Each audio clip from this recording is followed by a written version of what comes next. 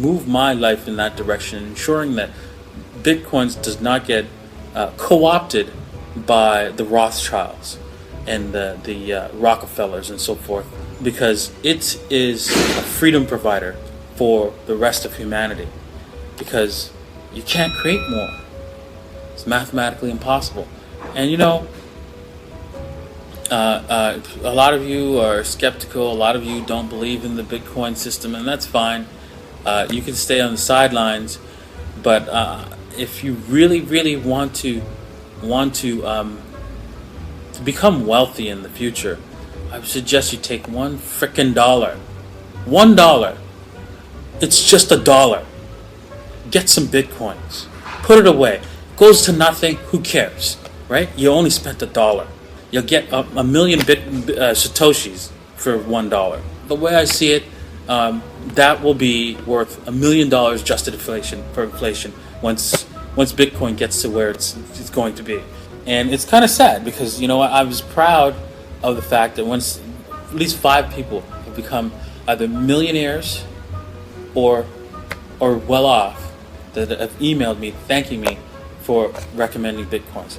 Now, I'm hoping that every single one of you buys $1 worth of Bitcoins, just $1 frickin' dollar, because you're going to be thanking me for that $1, just $1 of Bitcoins that you purchased. People were mostly into gold and silver, and that's what my videos were about. And when I started talking about Bitcoin, they thought I was crazy. They thought I lost my mind. They thought, well, what is this guy talking about? Yeah. This magic internet money? You had many haters. Yes. Oh, yes. What made you want to buy Bitcoin below $1 when everyone else said it was a scam and they hated you and they disliked your videos?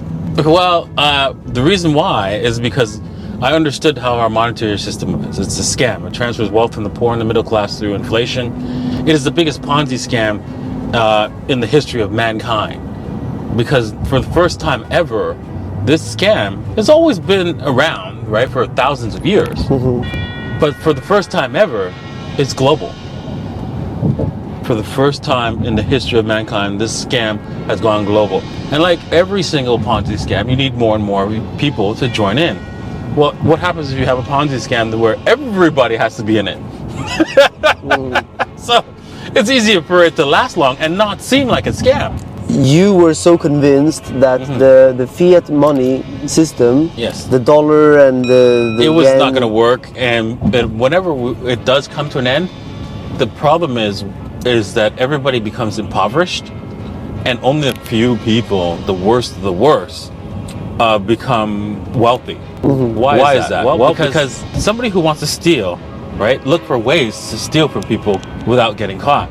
What's the biggest way to steal from people without getting caught? Well, use our financial system. You just print money. And you can steal from every single person on the planet.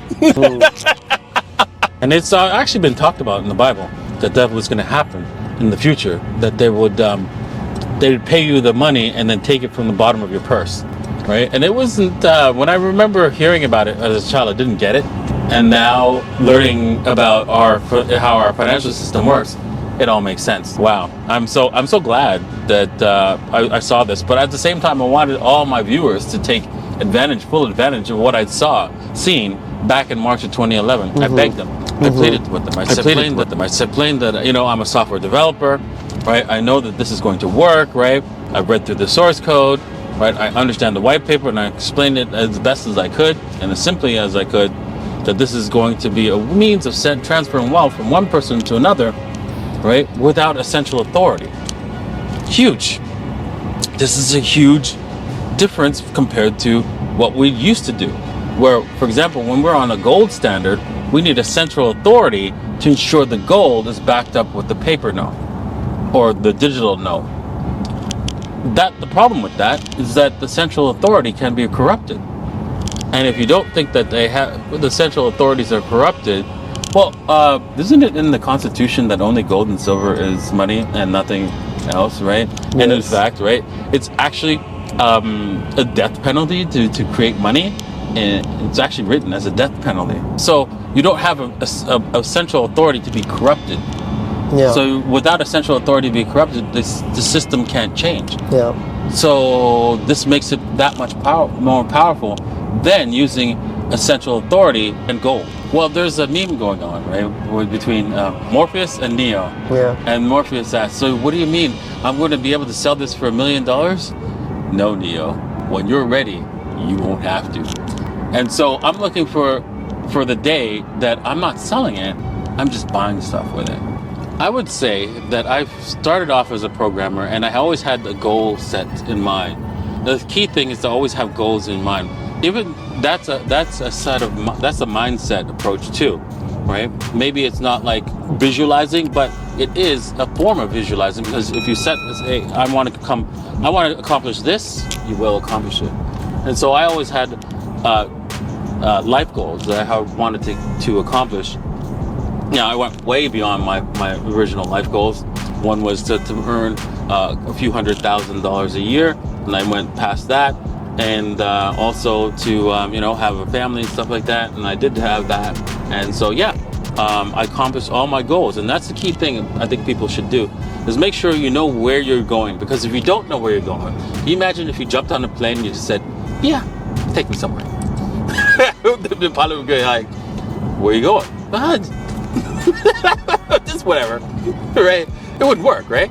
They need to chart a flight plan, right? They need to know, they need to basically fly in a certain area and fly in a direction that lands you in some place.